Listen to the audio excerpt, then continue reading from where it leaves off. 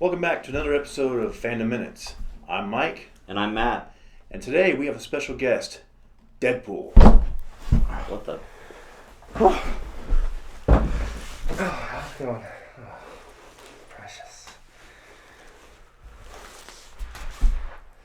So, what'd you guys bring me here for other than a game of heads and tails? Well, we were going to ask you some questions, DeadPool sir. Okay. Well, so we just kind of want to ask you a few questions and kind of get a feel for who you are and what you're about. Matt, what you got? Yeah, so what is something positive that has happened to you as a result of being DeadPool? As a character, I would have to say, smiles. Mm-hmm. I've done stuff at Walmart. I've done events there, dressed up, autographs, got to take pictures with kids. Last time I went, we even had a costume contest. Nice. Another thing I've done is a birthday party. I mean, the kid loved Deadpool. His mom let him watch the Once Upon a Time Deadpool. Nice. PG-13. I can totally respect that. Right. Not that there's anything wrong with parents letting their kids watch Deadpool rated R. At a as certain long as age. there's, they know. Like, I mean, when I was a kid, my parents let me watch Die Hard. Yeah. I mean, that's not PG-13. No, it is a Christmas movie, though. That is true. That's debatable. It's a love story. Okay, I think it's your turn, Mike.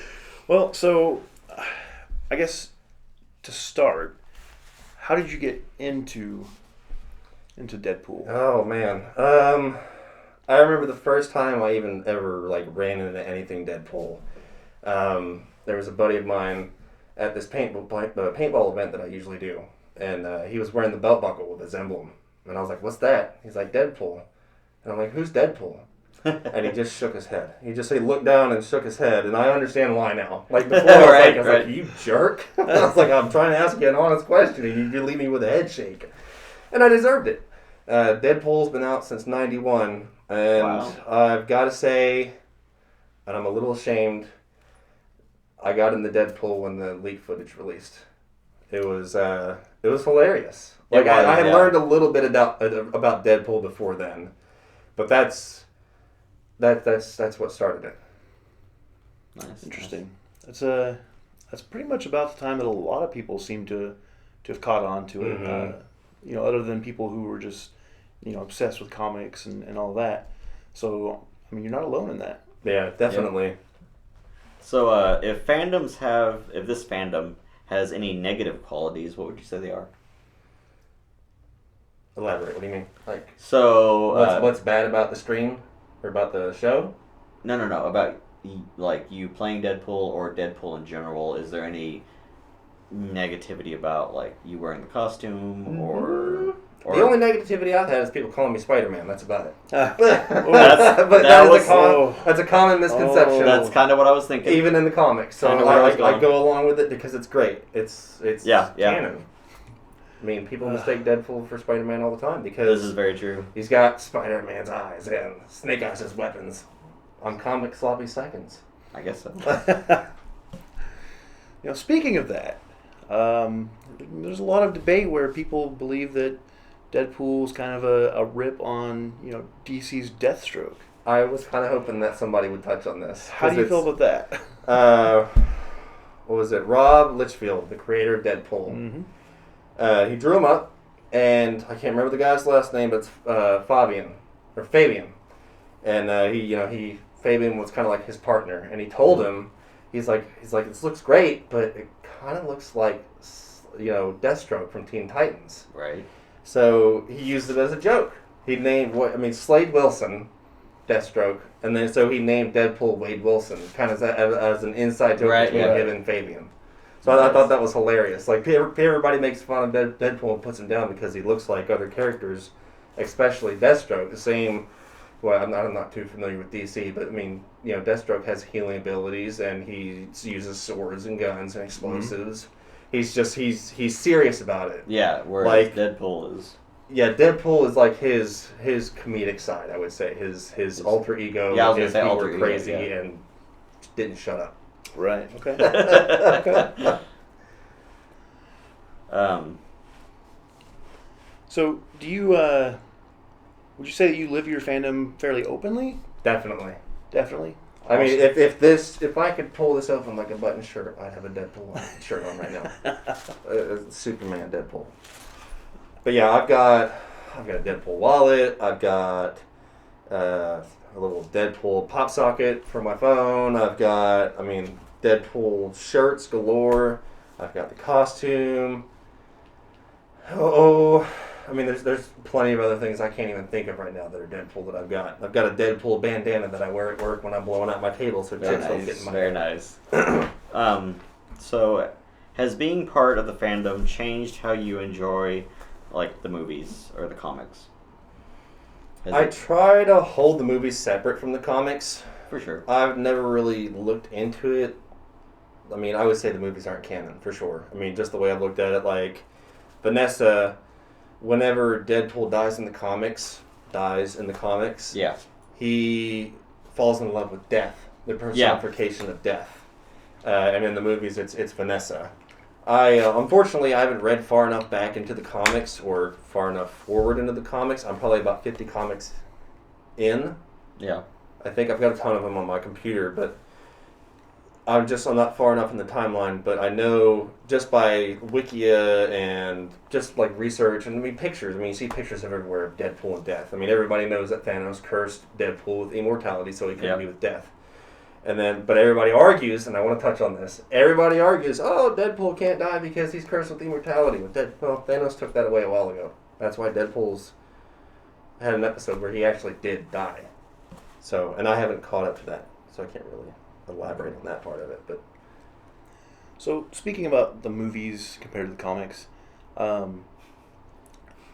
there's a lot of comics out there where, people say, well, in this movie, this person should play this character, that person should play that character. And, sometimes you get comics where they kind of, you could see a resemblance between a certain person. Yeah. And then sometimes not. And I believe, if I'm not mistaken, that in the comics at one point, Deadpool makes a reference saying that he looks like Ryan Reynolds. Yes. That was in there, yes. So, do you feel like that was a perfect... that was awesome. I've read that comic where... did I screenshot that and send it to you guys? I can't remember. I think so. I did have the Marvel comic book app on my phone for a while, and I'd read them every now and then. But yeah, where he's setting up for a movie, and they're like, well, we were gonna get Ryan Reynolds in here, so and then Deadpool just starts going off. Yeah, I thought that was great. Wouldn't he like a discount? Didn't he say he looks like a discount Ryan Reynolds or something? Yeah, something like that. Yeah. So I got a question. This is kind of a toughie. Where is the line between enthusiastic, knowledgeable fan and someone with an unhealthy asphyxiation? Did you say asphyxiation? I meant fixation. Unhealthy asphyxiation with Deadpool. Are we talking about choking somebody? No.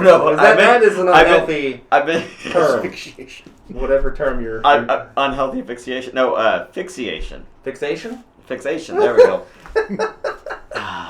An unhealthy fixation with Deadpool. It's hard to put a limit on. Deadpool is lovable.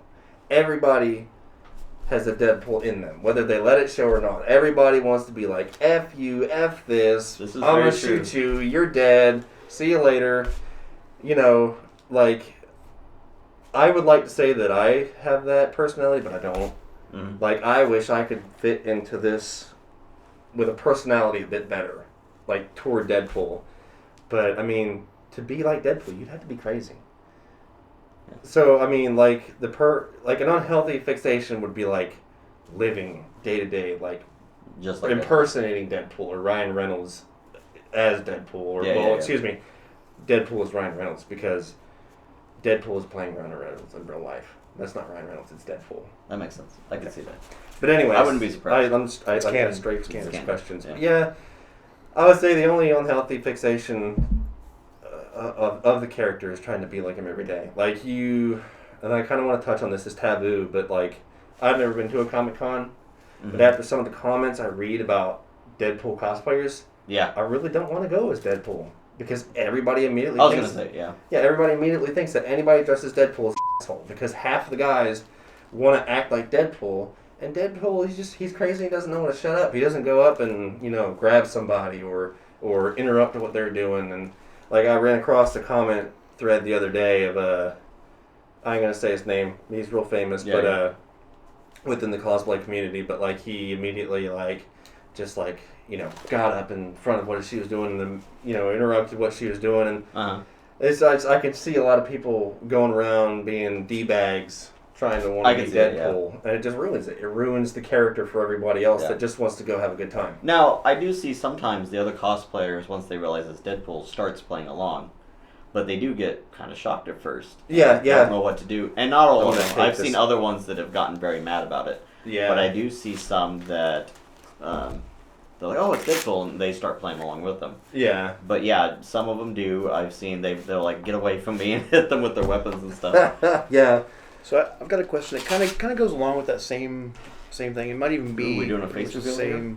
I think we're doing a face same reveal, thing. guys. Some nude photos. Oh yes. What do you think off. is the biggest misconception people have about this particular?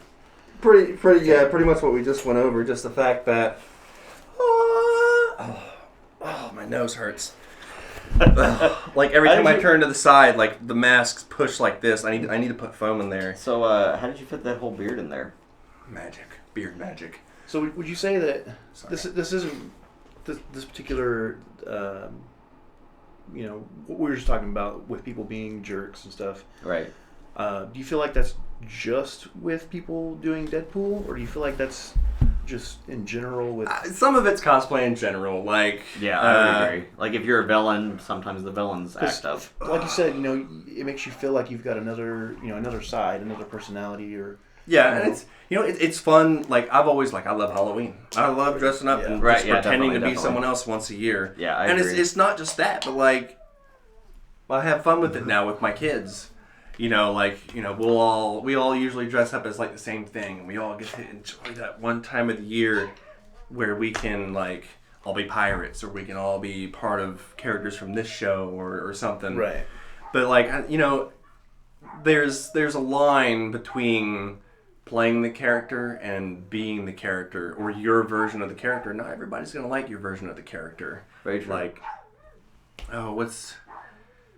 what's that saying female cosplayers have? I feel bad for not knowing it, but something's not permission, or something's not... the way you dress doesn't mean, permission very much. Doesn't give them permission. Yeah. So it's that concept, and I think that's what a lot of the problem is. Deadpool is a womanizer sometimes. I mean, he is sometimes. He's after Rogue. He's been after Domino, and... I mean, there's another one, some redheaded girl in the comics right at the beginning. I mean, he has a daughter, too. I think that's one thing that a lot of not deep Deadpool fans know.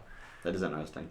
So yeah, I thought that was really cool. Yeah. It was in, I think it was one of the Spider-Man comic books. Nice. Where he's going out and Spider-Man's trying to kind of make him a do-gooder. Yeah. And he's thinking about his daughter and stuff. Yeah, and he always has an internal struggle.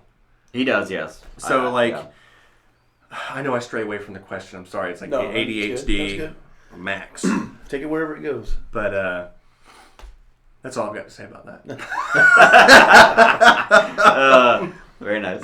So, as a Deadpool fan, if you could have any, because obviously he crosses over a lot with Spider-Man. Yeah. And it makes for some very enjoyable comics. Mm-hmm. But if you could throw him anywhere into, the Marvel universe, the movies, the cinematic universe, if he had to be part of a team, besides his own, obviously he's gonna have his own thing. But would he fit in with the Avengers? Would he be more in the X-Men? Would he be They have a comic book line for that, and I have not read it yet. Captain America is his idol. Really? Yeah, he loves Captain America. If he's doing some stupid crap and Captain America's like, hey, knock it off, he'll just stare at him like that and be like, yes, sir. I did not know that. That's interesting. Pretty cool. Yeah, Captain America is his idol. And That's so I'm gonna weird. feel bad if I get any of this wrong, but I'm pretty sure that's known correct. But I'm interested to see where they go with the next movies. Yes, like I they're am too. supposed to be tying him in with. That's what I heard. Supposedly with Spider-Man. Yeah. Supposedly with Avengers. I've seen a few like posters, but I know they're all photoshopped. But he's working with Marvel Studios now. Yes. So something's happening. I think so too. I'm very curious to see where it goes. I would love to just see him pop up in like serious scenes, and then that'd be it. Like just little cameos. I can't name any right now, but there's been like people that have like written up like skits and stuff like that, and I'd love to see them like do some of them. I've also seen people say that they'd like to see him become the new kind of cameo in all of the movies. Take Stan Lee. Yeah. How would you guys feel about that? I think I would be okay with it as long as it's in a way that it's remembering Stan Lee. Yeah. I would like for him to have maybe some smart aleck remark in a respectful way about Stan Lee whenever he does it. Right. Like, where's that old guy with the glasses? Or, where's that, just something kind of... running down the street going, where's my grandpa? Yeah. Where's my... Well, I wouldn't say father because he's not Deadpool's father, but yeah, he's Spider-Man's father. But I think he would say something to Spider-Man about his dad, and, like, Spider-Man would be like, you mean Ben? He's like, no, your other father. Yeah, something like that. Yeah, that'd be great. I would like that. That would be pretty cool. Or, just break the fourth wall somehow. Yeah. And just be like, I'd like to take this moment to respect Stan Lee. And it would have, like, like a little montage of pictures of Stan Lee. Like, in a window up here. Oh, yeah. And, like, you'd still see Deadpool's face. Completely on topic, but it reminds me, I saw this thing on Instagram of him and Sandra Bullock singing Happy Birthday to Betty White. Oh, nice. And like... Nice. That's awesome. Like, Ryan Reynolds is like, he's going to sing a Happy Birthday. I can't remember exactly what he says, but he kind of bashes Sandra Bullock. He's like, she's only after your money, and like, he says something else, and then at the end he acts like he's crying. He's like... I'm like, oh my god, dude. And meanwhile, Sandra Bullock's still singing Happy Birthday. Right. It goes from like just like a one single picture toward him. Yeah. And then like she's in like somewhere else in the world doing her version of Happy Birthday. Oh, so it's like a back and forth thing. I thought it was hilarious. I don't know. You might be able to find it in time in the video because I'm not looking stupid. I believe you. Happy birthday to you. Happy birthday to you. Happy birthday, dear Betty. From Sandy, who loves you more than Ryan. From Ryan, who loves you so much more than Sandy. Happy birthday. What does Sandy do for you every year? I mean, does she, like, show up and hand deliver flowers for you? And to... you're wearing nothing but black socks and a dozen gold bracelets? Just like you requested? You... Doubt it. I love you. Happy birthday. Mwah.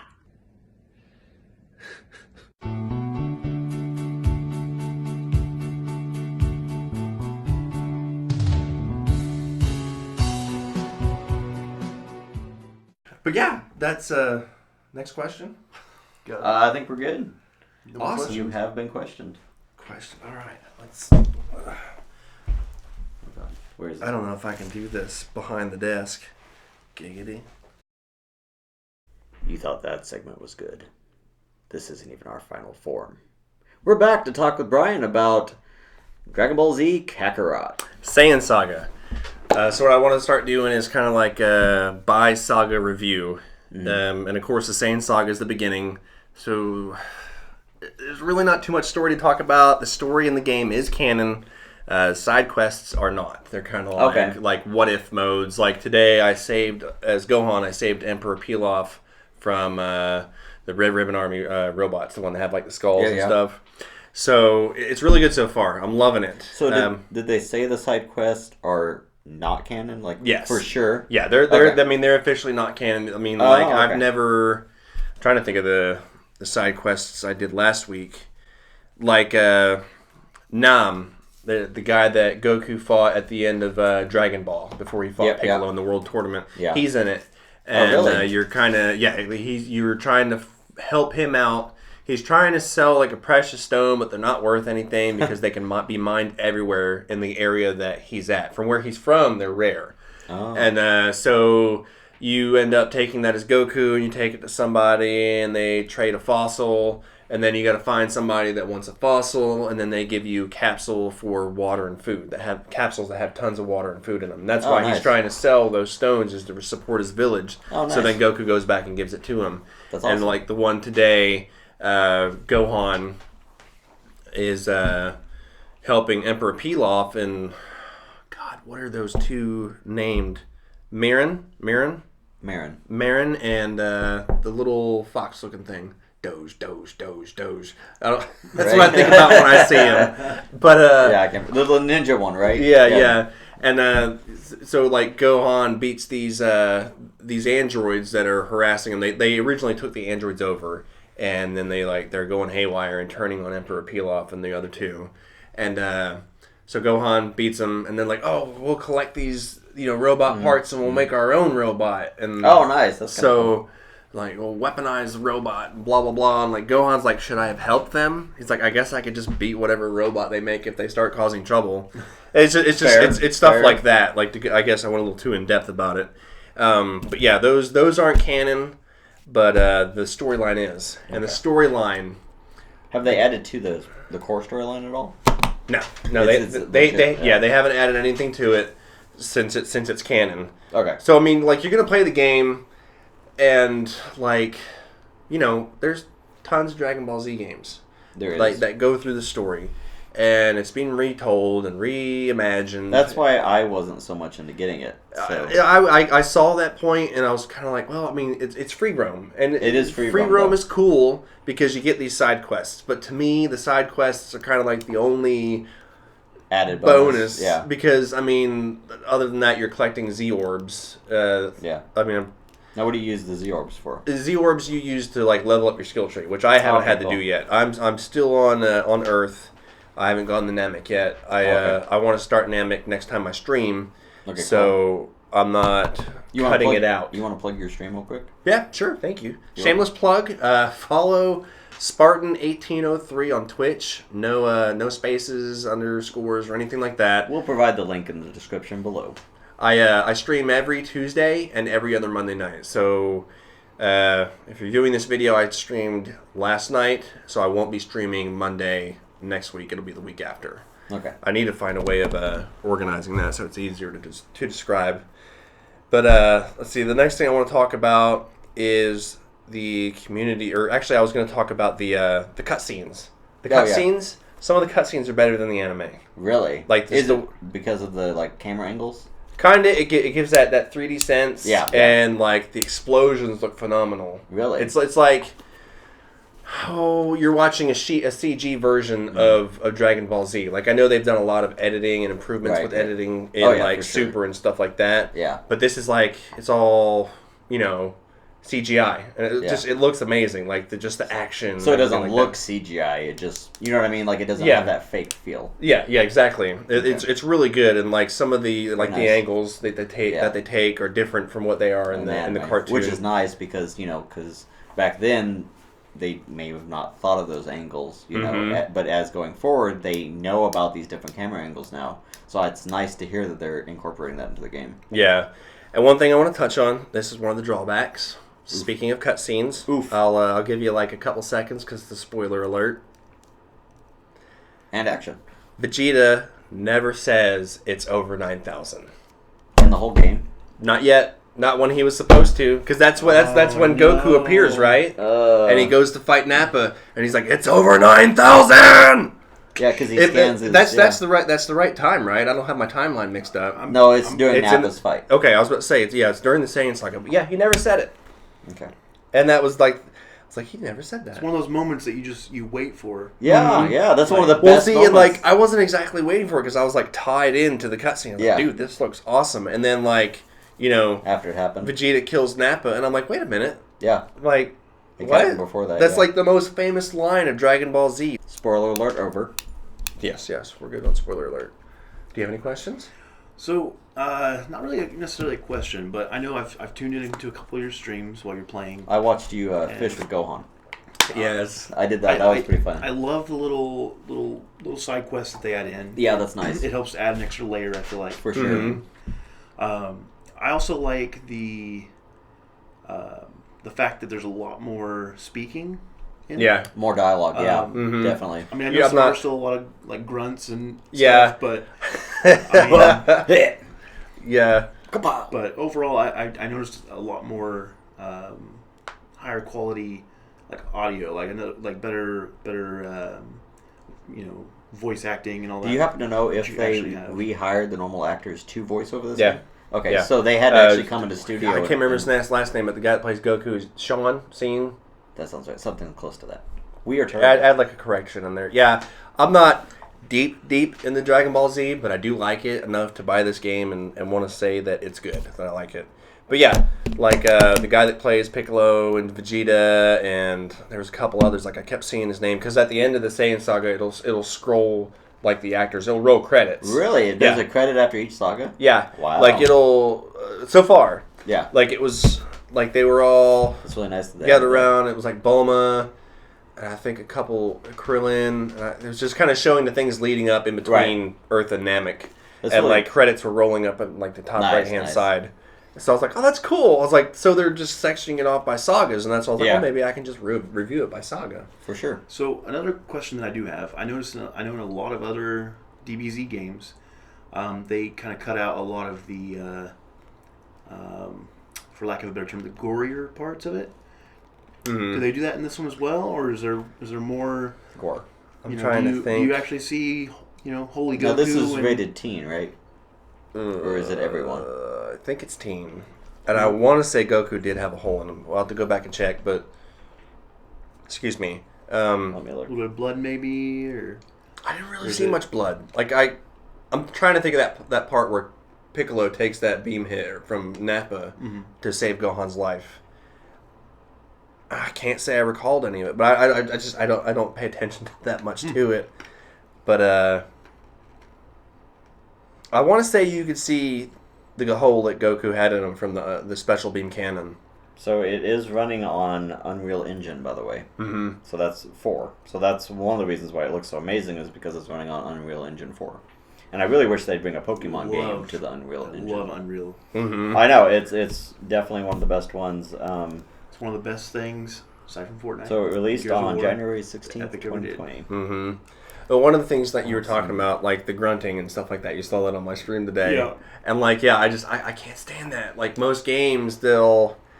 and then, or they'll say like one word out of the entire like sentence. Like, you saw like Goku's like, what? And I'm like, okay, well, I only have to read that one. Or Gohan, I mean, not Goku. Yeah.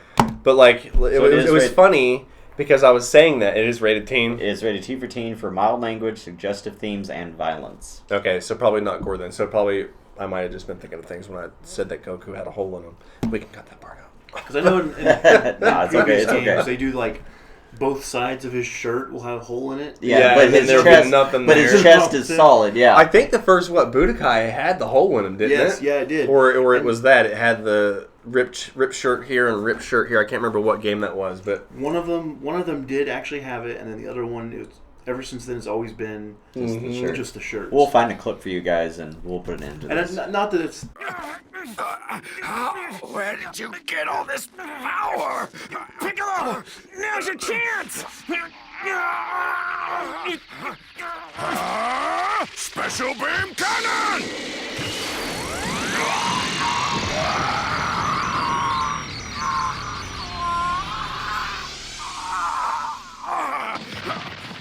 Come on, Goku! Hang in there! It's not like you to give up so easily! the biggest deal of the game. It's No. just it's No. one of those like When I like things from the shows. That Sure. you just Well, when I like watching Dragon Ball Z, I want it to be like it would be in real life. I don't want them to see them spitting out spit or their sweat drawn down their face. No, that's blood, people. well, there is cussing in it. There's cussing. Yeah, in it. Well, it did say, language. like when you're training against Piccolo, or basically whenever you're fighting Piccolo and you're kicking his rear and you like smack him away, he'll go. nice. Or like, I think Piccolo. one time he was like, when he's training Gohan and he's left him out in the wilderness. Yeah, he's yeah. like, what the hell's this kid up to, or what the hell's Nice. that kid up to? And Nice. it's like, dude, okay, I kind of like it. I like it's themed for both, you know, a little bit of adult, a little bit of, you know, under adolescence, you know, that area. But I'm trying to think, what are the things? The party system. There's a party system they have. You can have support. Like you can, like just as I was ending, I added Krillin to my party. I think you saw that part where I was on at Kami House, and when you go to fight, they'll fight with you, and you can actually do like special attack commands for them. Like you know, I can have Krillin do his solar flare or Destructo Disc, or I can have Piccolo do Demon Wave, and so they're like a part of a team kind of thing. Yeah, okay. And there was one scene in my game. I think I recorded. You should be able to find something on it. But there was you can all team together and do a move together. I saw that. Like you remember, nice. What was it? The second Broly movie with Trunks and Goten and Gohan and Goku. Yeah, and they all did the Kamehameha wave against Broly. It's like that. Nice. So I thought that was really awesome. I remember seeing that in your stream, and as soon as I saw it, I was like, oh, that. Yeah, like one will attack and like smack him to the other person, and they'll start beating on him and smack him to the other person. And then I think it ends with like a beam move or something like that. Nice. And then there's a max power up. Oh, you have this your icons down here on the right hand side, and you have like this tail / flame / feather looking thing. It's just a bar that goes up like this and comes back down. And once it's filled, and then you can power all the way up, you'll go into I heard someone refer to it as like ultimate Gohan. Like you'll have an aura around you. Oh, nice. And you can do like Kamehameha waves back to back. Ooh, nice. And then so it's kind of like you get hyped. Yeah. Basically, you're in the zone and nothing's stopping you until like your power goes away. Right. See, I pretty much talked about everything on here. Free roam. That's the one thing I want to talk about, and that's pretty much the last thing. A lot of people they advertise it as a free roam game, and in a way I can kind of see that, but it's by zone. Yeah. You have to go to this town. You have to go to that town. You have to go to this town. You have to select it from a map. Can you fly from zone to zone? Or do you have to actually There was one part where I went from your starting area to one of the cities. Okay. So I'm not experienced far enough into the game to really know if it is or not. Yeah. But basically what it was having me do was select it by area. Like you can either access the world map by holding down Y. Yeah. Or you can fly straight up into the sky. And then you can go from there? Yeah, it'll have you prompt to press for the world map, and then it's like you're looking down. Okay, so that's not too bad. So it's the same concept. Yeah, same concept. Like you'll see the same map, whether you hold Y or fly straight up. But flying straight up is just like a cool way to go see the world map. To transition to that. Yeah. For sure. But I think that was really it. Like that was just the one thing I kind of want to touch on because it was kind of controversial. People were like, "Oh, it's free roam," and others like, "No, it's free roam by zone." You know. I would still count that as free roam because only because of that flying transition. Mm-hmm. I think if that wasn't in there, well, it doesn't exactly transition you from one area to another. It takes you out of the game and puts you in a map layout, and you can select this area or this area. I can go to West City or Kami's house or Yeah, so that kind of reminds me of Destiny, but I was also thinking of the old dot hack games from back in the PlayStation 2 era, where it was free roam once you were in the place, like full free roam. You could go into dungeons and everything, but you have this central hub town where you'd have to come back to the hub town, so you could teleport to the hub town, and then it would unlock new areas, and you could buy gear and everything, and then teleport out back into the open. Okay. And then choose kind of where in the open you spawned. But it was still all open. It's kind of like that, yeah. Okay. Like you can fast travel, basically. Yeah. So overall, with this saga, what kind of rating would you give it? So the first saga you've had. What's your scouter telling you? Yeah, what is your scouter telling you about this saga, boy? I wish it would tell me it's over 9,000. No, it was good. It's kind of a biased decision because it's the first saga, so I'm gonna love it. I'm learning, but at the same time, I'm also learning everything. I'm at you know, kind of pick through like I've seen people. I've tried to cut myself off. Like I've watched people stream it, and I'd cut myself off at the Vegeta fight. Like after they beat Vegeta, I mean, I already know all this happens, but something different could happen on the way to Yeah, exactly. You know? Yeah. Right. So I wouldn't watch after that. So I wouldn't learn anything new, but there are screenshots, shots, and stuff like that. You still learn stuff while you're at Namek. So, I mean, the learning experience is going on, but with the learning experience in mind, I would say the Saiyan Saga would be a 9 out of 10. Nice. And, I mean, the only thing I don't really like about the game, other than them never saying over 9,000, is the fact that, like, they put stuff in the open world to kind of make it look like there's stuff to do.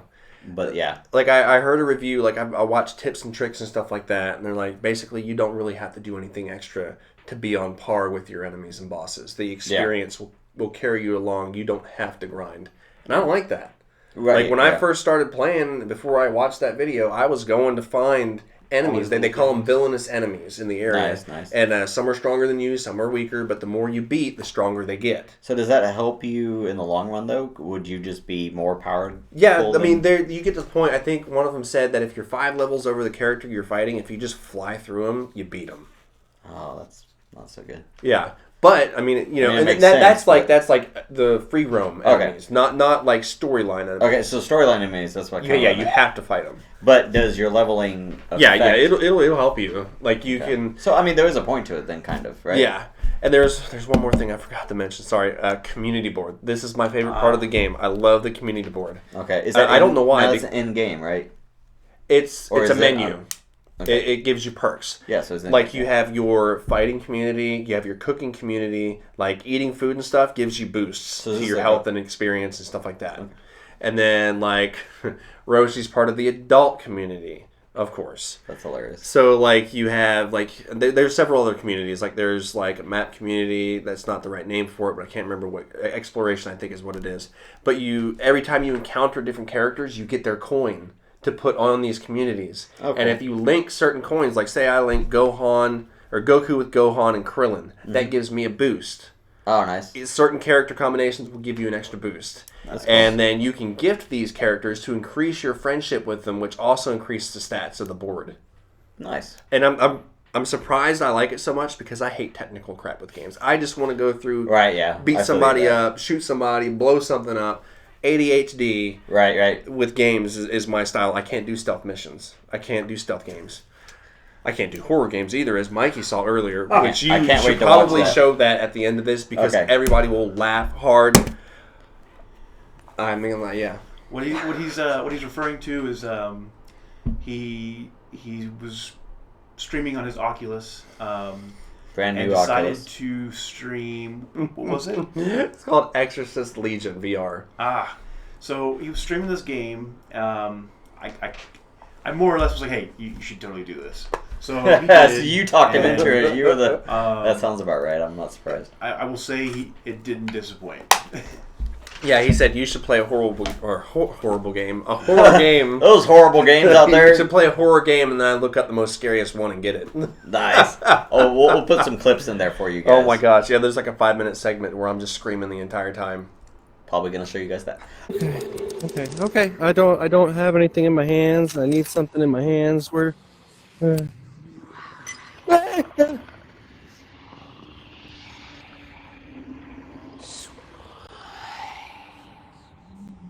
I don't like this at all. I don't like this.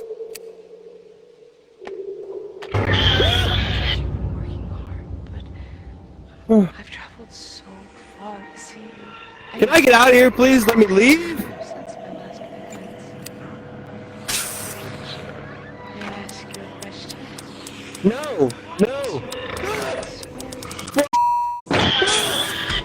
Oh God.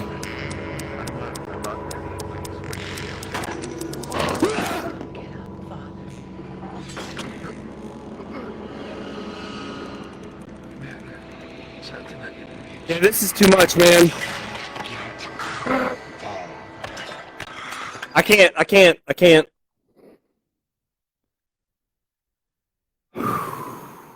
All right, well, thanks for having me, guys. I really appreciate it. I'll be here once a month, just reviewing common fandom things, games. I know in the future I plan on making props with these guys. I'm not going to say what it is because it's a surprise. But yeah, we'll all build one together, and I'll kind of That'd be awesome. instruct them how to do it. So nice. That's Looking forward to that. That's Me it for too. me tonight, guys. All right, and thanks for tuning in to another episode of Fandom Minutes. Join us next week. Okay, so next week, what we're doing is we're going to have hot dogs rolled in cheese that has been fried, and it almost tastes like a burnt grilled cheese, but in a good way. And so what we're going to do is we're going to put them on the skillet, wrap up the hot dog in the cheese after the cheese is cooked some and become crisp. And then we're going to try those and let you guys know what we think. It's going to be fun. Right on.